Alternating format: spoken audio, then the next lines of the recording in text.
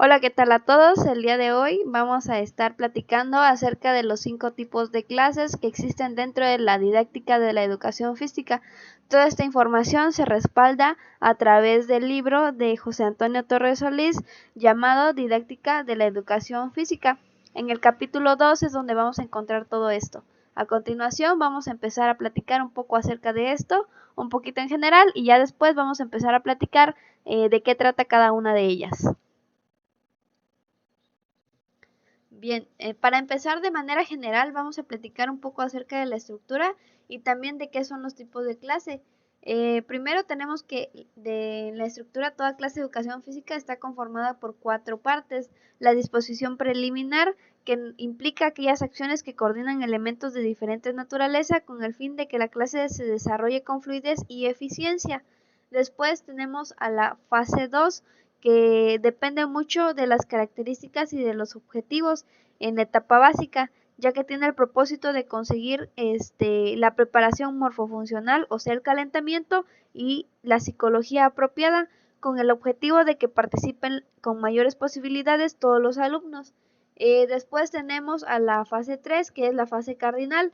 En esta etapa es fundamental que la clase se realice por parte del profesor y de los alumnos tareas y acciones para que se promueva el desarrollo psicomotor, también la aptitud física, los aprendizajes lúdicos, deportivos, así como también lo que es la expresión. Entonces se destina un poquito más de tiempo en esta fase. Y por último tenemos a la fase terminal, que tiene el propósito de que los alumnos paulatinamente regresen con normalidad desde el punto de vista fisiológico y emocional, es decir, que desde su pico de que están hasta arriba, pues se calmen un poquito para que pues se puedan reintegrar a lo que es su salón de clases. Y pues así esa es lo que implica toda esta parte.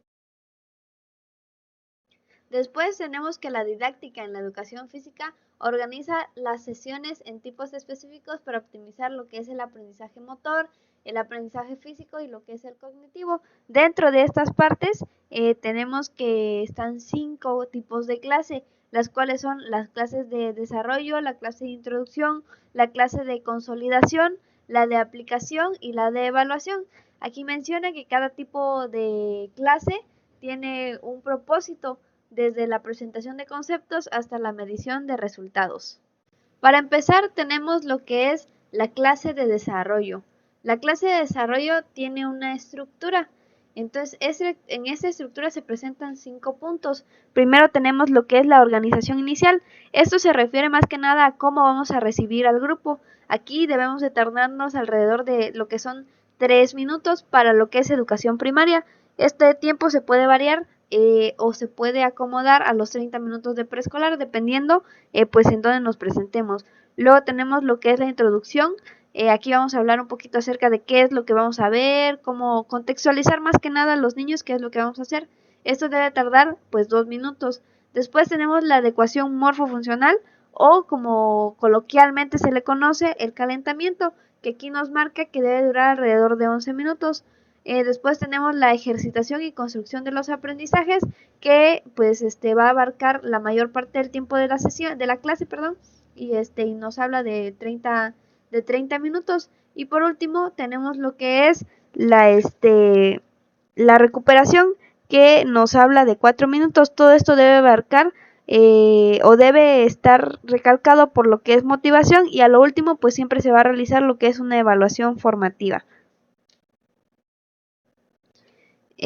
La clase de desarrollo, el propósito central o el objetivo principal es promover el desenvolvimiento de cualidades motoras que conforman la aptitud física del alumno, así como también la estimulación de lo que son los elementos que participan en la adecuada evolución psicomotriz, y por último pues desarrollar todo lo que es la capacidad expresiva y de comunicación a través del lenguaje corporal.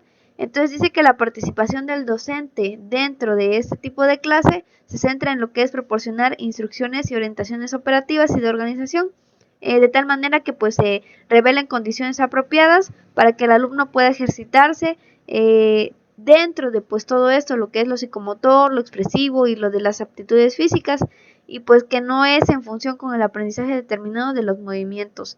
La metodología didáctica pues se juzga pertinentemente para la clase de desarrollo en congruencia con los contenidos que se trabajan.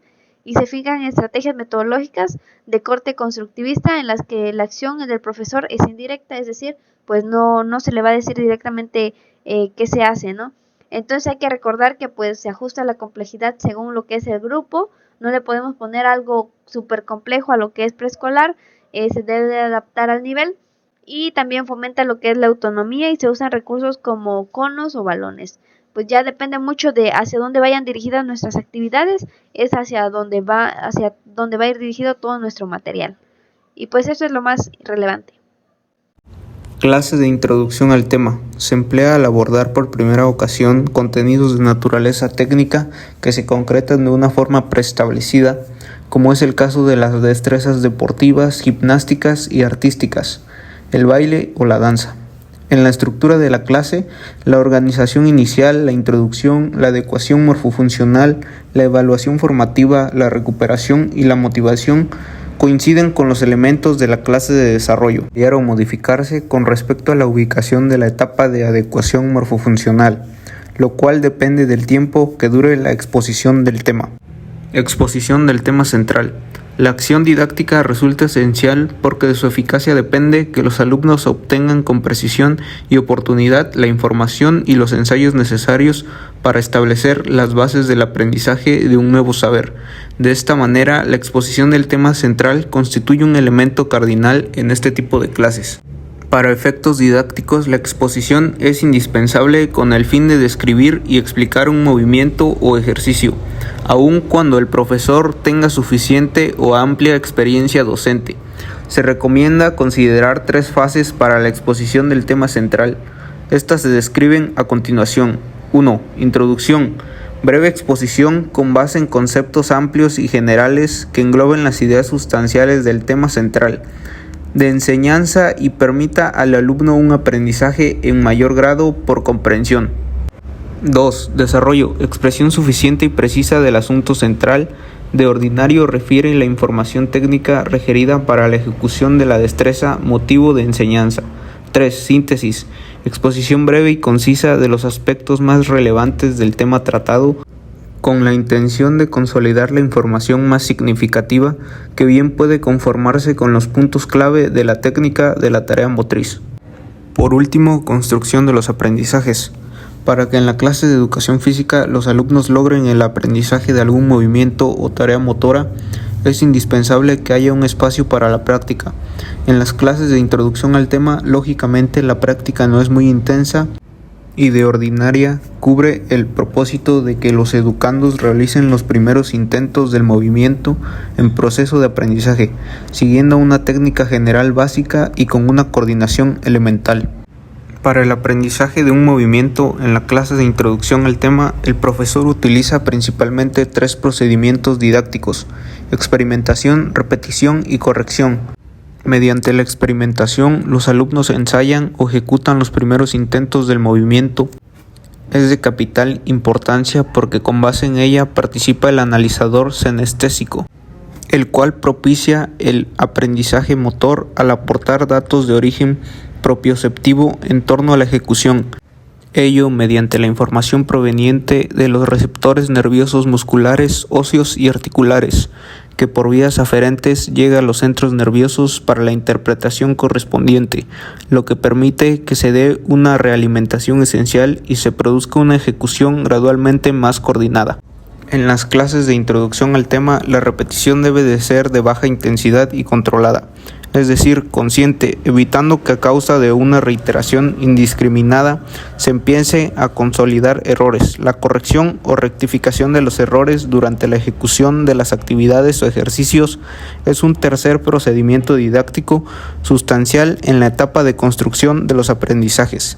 La corrección se puede lograr a través de la demostración y la explicación al hacer que participen los analizadores de la vista y el oído, ya que de esta manera se ayuda a captar y diferenciar las sensaciones motoras para que en lo sucesivo, fundamentalmente en las clases de consolidación, el analizador motor participe mayormente en la rectificación.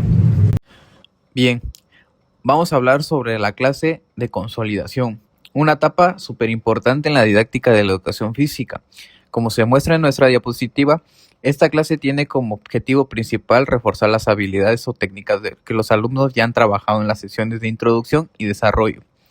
La idea es que esas habilidades se fijen en su memoria motriz y se vuelvan más naturales, casi automáticas, para que realicen con más confianza y fluidez. En términos de estructura, esta clase suele ocupar entre el 20 y el 30% de una sesión, aunque a veces puede ser una sesión completa dependiendo de la planificación. ¿Qué actividades hacemos aquí? Bueno, nos enfocamos en ejercicios repetitivos, pero con un giro para que no sean aburridos. Por ejemplo, si estamos trabajando el pase de fútbol, podríamos organizar un circuito con estaciones donde los alumnos practiquen pases cortos, largos o con obstáculos. También podemos variar la intensidad o combinar técnicas. Un consejo clave que menciona la diapositiva es mantener la motivación. Para eso, doy retroalimentación positiva. También incluyo desafíos pequeños o juegos que refuercen la técnica sin que se sienta monótono. Y muy importante, siempre estar atento al cansancio de los alumnos para no sobrecargarlos. ¿Por qué importa tanto esta clase? Porque como se dice en la diapositiva, transforma el aprendizaje temporal en hábitos duraderos. Es el momento en que los alumnos pasan de sé cómo hacerlo a lo hago bien sin pensarlo mucho.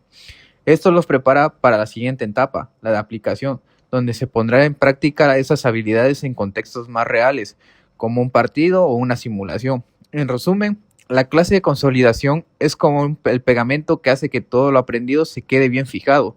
Y con eso estamos listos para avanzar a la siguiente diapositiva.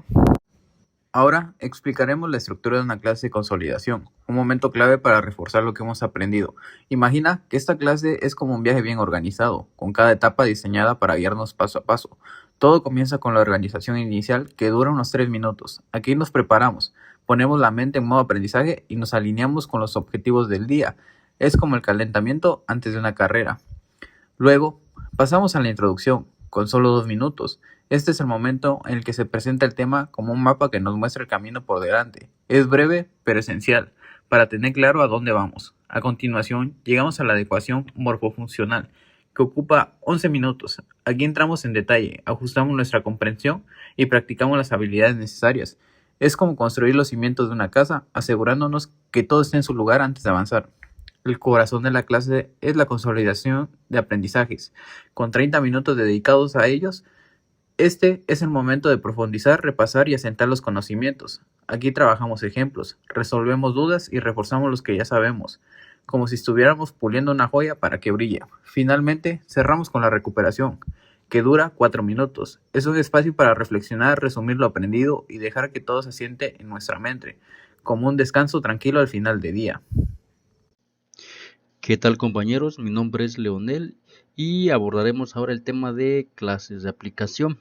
En este caso, el objetivo principal es transferir las habilidades a situaciones reales o simuladas como juegos o competiciones. Bueno, una vez que en las clases de consolidación se ha cumplido el propósito de fijar la tarea mediante la ejercitación, pues avanzamos hacia esta clase. Aquí, como en todas las clases, necesitamos un espacio para que los alumnos a través de la práctica asocien en forma definitiva las partes de la tarea en cuestión y consoliden una ejecución global. Como se mencionaba, se requiere que las habilidades se lleven a situaciones reales. Entonces, en las actividades tenemos partidos de simulaciones o escenarios integrados. En este caso, bueno, en el juego deportivo en sí, se debe propiciar la asociación de los elementos técnicos enseñados para lograr así una toma de conciencia respecto al tiempo, lugar y utilidad de los mismos. Entonces, para recapitular, tenemos que en las clases de consolidación, pues es donde llevan a cabo, ¿no? Como, por ejemplo, aprender ciertas técnicas sin terminar de ejecutarlos como tal. Entonces, aquí en la clase de consolidación, donde, bueno, ya se exige, es un poquito más exigente porque hablamos de una complejidad, ¿no? Ya tenemos que llevarlo a cabo conforme a una técnica establecida.